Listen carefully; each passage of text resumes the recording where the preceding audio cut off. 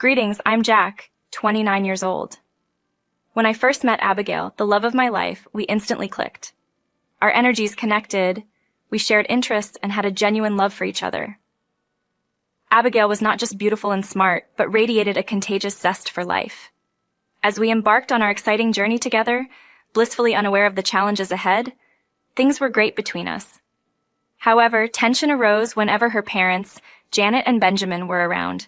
They held classist views and couldn't fully accept me into their high society bubble. Unlike Abigail, I didn't come from a wealthy background and had to work hard for everything. During our first dinner together, I sensed their judgmental eyes and heard subtle comments about my less than lavish lifestyle. Initially cordial and friendly, they created an illusion of acceptance, but their true colors emerged once they realized I didn't come from money. I remember that day vividly. As we engaged in small talk, their curiosity about me became apparent. The conversation flowed smoothly until my background and profession came up. The atmosphere shifted, and their tone changed subtly. Janet, with an artificial smile, asked about my job as a graphic designer. I passionately explained my love for creativity and art. There was a momentary pause, and I saw disappointment in their eyes. Benjamin tried to conceal judgment with false enthusiasm, saying, "Graphic design, huh? That's quite different from our line of work." The condescending tone made it clear they had certain expectations for the kind of man Abigail should be with. I've always found myself captivated by people who flaunt a luxurious way of living and belong to a special group of privilege. Yet what truly excites me is the realm of art and design. In this creative space, I get to turn thoughts into reality and craft visually captivating moments. Even though it may not always be a breeze financially, the satisfaction I derive from the work is immense. I firmly believe in following one's passions rather than only running after money. When asked about how I make a good living, I admit that my job has its highs and lows. Despite the difficulties, I love what I do and find it really satisfying. I believe in following your passions rather than just chasing money. When my parents worry about my career choices and judge me based on what I do for a living, Abigail supports me. She reminds everyone that my value isn't determined by my job or how much money I make. Abigail's folks keep worrying about our future, saying it's crucial to have enough money. Abigail believes in our shared values, love, and backing each other's dreams. But during dinner, her mom's awkward remark creates some tension. Abigail tries to shift the talk, assuring her parents that I'm not broke and our bond is more than just money. I choose not to let their opinions shape me, staying devoted to proving my true value through actions and how I treat Abigail. As the night goes on, it becomes obvious that Abigail's parents have strong ideas about money and social standing. I see that, even though I genuinely care about Abigail and have good intentions, I might not completely match their idea of a perfect partner. Determined not to let their opinions affect our love, I decide to show my value through my actions. Little did I realize that this meeting would kick off a chain of events that would challenge our relationship and take us on a journey of learning more about ourselves and staying strong. But that's a story for another day, full of triumphs, self-discovery, and the strong bond shared between Abigail May and myself. Abigail, to her credit, consistently had my back. Even after uncomfortable dinners, we kept meeting, committed to getting to know each other better. When her parents rudely commented on my social standing or financial stability, Abigail stood up for our love against their snide remarks and snobbish attitudes. It was evident that she struggled between her love for her family and her love for me, a difficult situation. When I introduced my dad, Edward, to Abigail's parents, their true selves came out. The awkward moment was already noticeable, but there was more to come. My dad, a carefree and unconventional person who doesn't care about societal rules, appeared a bit messy. Janet, Benjamin couldn't help but laugh at the sight. Edward, not bothered by their teasing, simply grinned and chose not to get involved in any negativity. "Ah, you must be Edward, Abigail's father-in-law. It's nice to finally meet you," Janet said, breaking into laughter. "The pleasure's all mine, Janet. Abigail and Jack have shared a lot about you and Benjamin," Edward replied with a smile. Benjamin noticed Edward's unique look and complimented him. Edward appreciated the comment, emphasizing his love for being different and expressing himself. Even though some people laughed, Edward didn't change who he was. Abigail, Edward's daughter, chimed in, saying, "Dad, come on. We're all unique in our own ways, Benjamin. Our differences make life more exciting. Embracing diversity opens up new ways of thinking and chances for personal development. Please always be kind and considerate. Edward is an amazing person, and I'm proud to call him my father. Abigail, we're just having some harmless fun. Don't worry, I'm used to it. Life has taught me to focus on the good and let go of the rest. It was painful to see my loved ones, my wife, and my father facing disrespect. A part of me wanted to react with anger and seek revenge for the pain they endured. However, I didn't know how. They were bigger than me in every way, and exposing them as classists could lead to Abigail and me ending our relationship, which I didn't want. As my love for Abigail deepened, I proposed to her in a simple but genuine way. I informed friends and family as I wanted to celebrate with our loved ones once she said yes. As my dad and Abigail's parents interacted more, comments about my father and our less than lavish lifestyle bothered them. Tension rose during the wedding preparations, and a dinner incident at their house acted as a catalyst for what would happen on our wedding day. During one dinner, the conversation turned to wedding preparations. I hoped for a smooth celebration, but my father's unconventional attire became a topic. I tried to steer the conversation towards the love and happiness of the occasion, emphasizing the importance of embracing each other's uniqueness. An uncomfortable silence filled the room as Janet and Benjamin, once again claiming to be joking, continued with their tired banter. Abigail, my dad, and I were growing weary of their repeated jests. Wanting to shift the mood, I turned to Janet and Benjamin, asking for wedding vendor and catering suggestions. "Hey, Jack, maybe your dad has some unique ideas for the wedding," Benjamin suggested with a smirk. "How about hiring a wandering troubadour and serving artisanal chaos instead of a grand feast? Edward would love that, right?" My patience wore thin as I defended my dad's individuality. Enough with the jokes. We respect and love Edward just the way he is. Dismissively, Janet responded, "Lighten up. It's all in good fun, but I couldn't let it slide.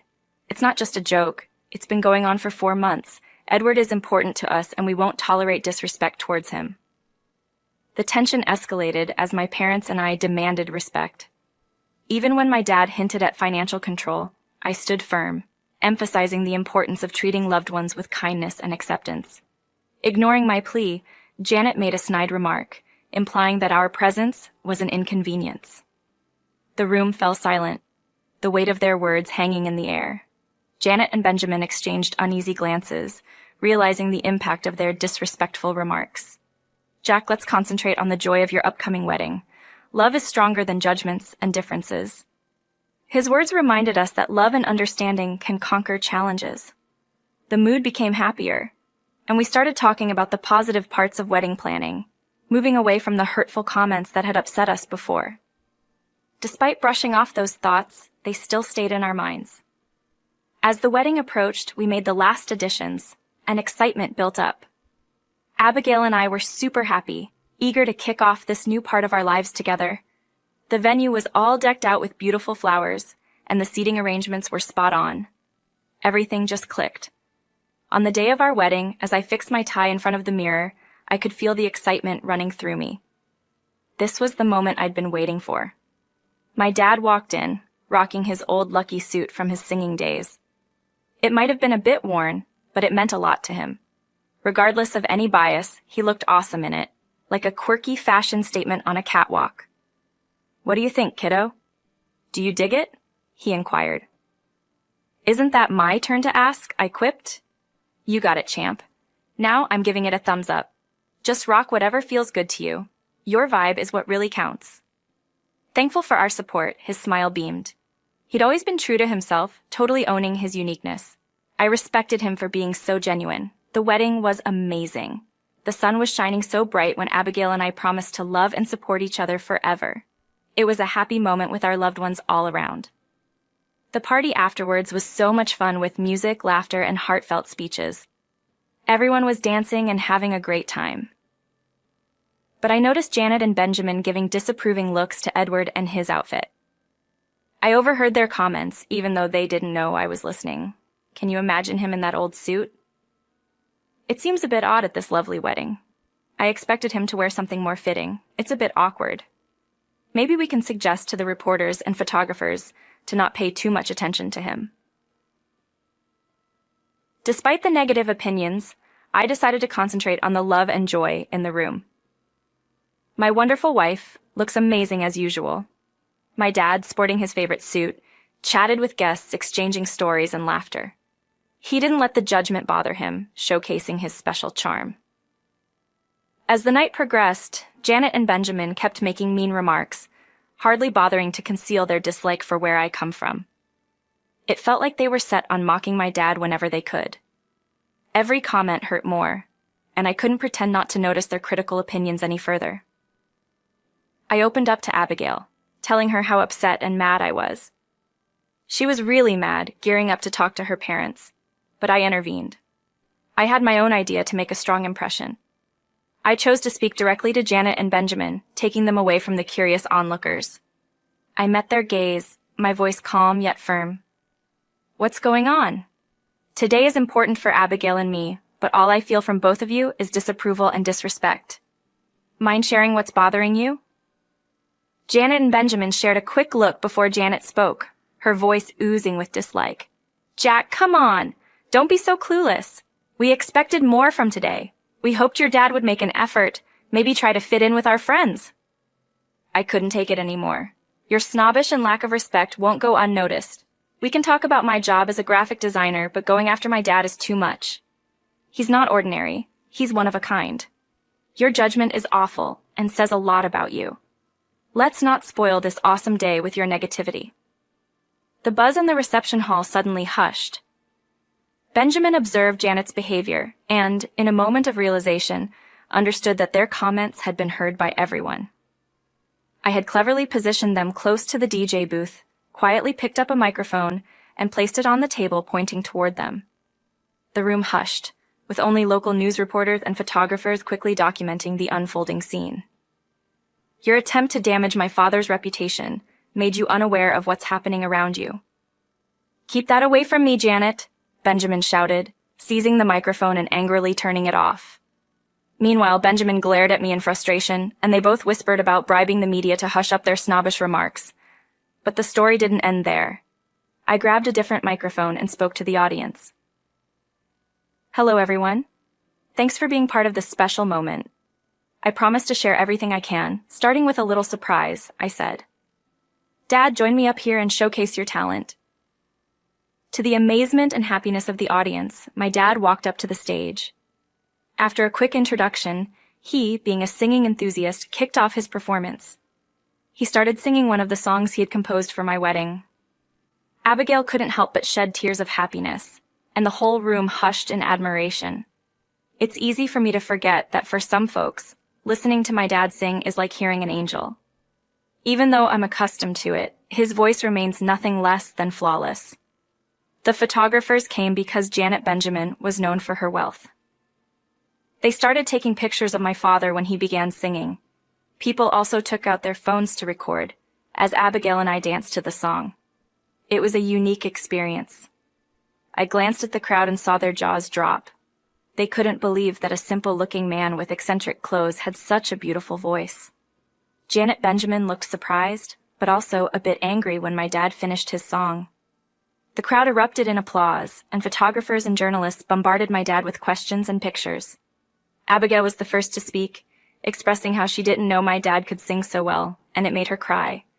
She wondered why he wasn't famous. Before I could answer, my dad thanked everyone for their kindness and love. Reporters kept asking why he wasn't famous. My dad explained that not everyone seeks fame and money. He was content with his life, even if some people called him ungroomed and disgusting. People turned to Janet and Benjamin with angry looks. They looked embarrassed. I joined my dad on stage and said that some people prioritize elitism and money so much that they've lost their souls to glitz and glam. I encouraged everyone to pursue happiness in any form without letting others make them feel inferior. The crowd roared with joy, applauding our dedication to keeping things simple. As Janet and Benjamin approached Abigail, it was clear they were upset, expecting a reaction. However, my lovely wife chose not to respond. Instead, she walked away, joining my father and me on stage. We spent the rest of the night dancing, while Janet Benjamin retreated to a quiet spot, bombarded by journalists and photographers seeking answers to their misdeeds. Suffice it to say, No amount of hush money could silence the 500 wedding attendees buzzing about their behavior on social media. The embarrassment was palpable, and since that day, not a single elitist comment has been heard from them.